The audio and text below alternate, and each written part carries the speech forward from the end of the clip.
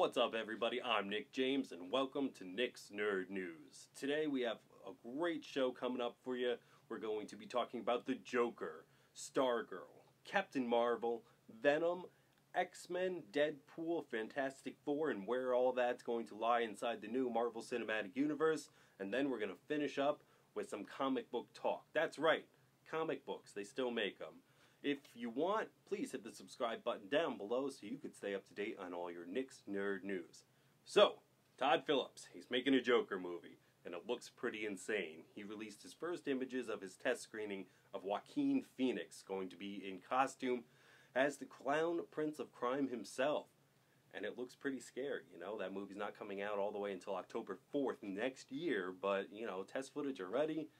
Pretty crazy. TMZ got some behind the scenes footage that looked kind of weird and showed him even more dressed up.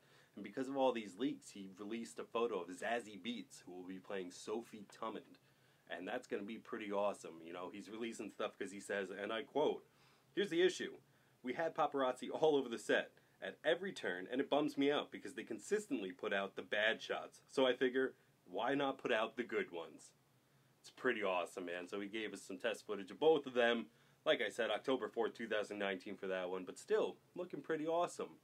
Stargirl on the DC Extended Universe app has already found their star, and that's going to be Breck Basinger. That name sounds familiar. You might recognize her from a few episodes of The Goldbergs, or maybe the School of Rock television show. I'm not sure. But she will be our leading lady for that show, tasked to play Courtney Elizabeth Whitmore. If you're not too familiar with Stargirl, go ahead and look her up. She's pretty awesome. She's got this killer staff, flight, invulnerability, super strength, the works. She could do so much more. That show's probably not going to be until 2019, late 2019, but it's good to know they're still moving forward with some stuff. Captain Marvel trailer broke YouTube, but we kind of figured it would, right? 35 million views. That's a lot in just 5 days, but of course it did it. Go ahead and really check that out. Not stop here yet. Wait for this to be over and then go ahead and check that out. But it's pretty intense. We get to see Brie Larson. She's going to be portraying Carol Danvers, who is Captain Marvel, and we get to see a little bit of it.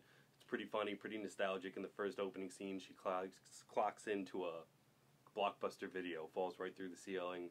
It's pretty awesome. Samuel L. Jackson we get to see as Nick Fury with 2 eyes. No patch for him anymore. We get to see young Phil Coulson. It's just pretty awesome. Like I said, go ahead and check that out. That movie will be arriving March 8th.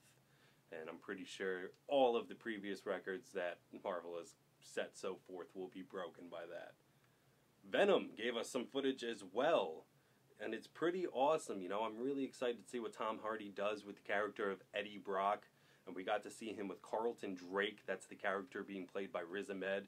And they're in an interview process, and it kind of seems like it's going one way, and then Eddie Brock gets a little mouthy and starts accusing him of human testing and unpolitical stuff and things that he wasn't really digging on being accused of. So he threatens him, and later on in the footage we kind of see that maybe that's the reason he gets the symbiote on him. Thus the Venom movie takes place of him kind of being the anti-hero and taking care of this Carlton Drake and all of his undoings. But that comes out very, very quickly. That's actually 10/5, October 5th, guys. Go ahead and get your tickets.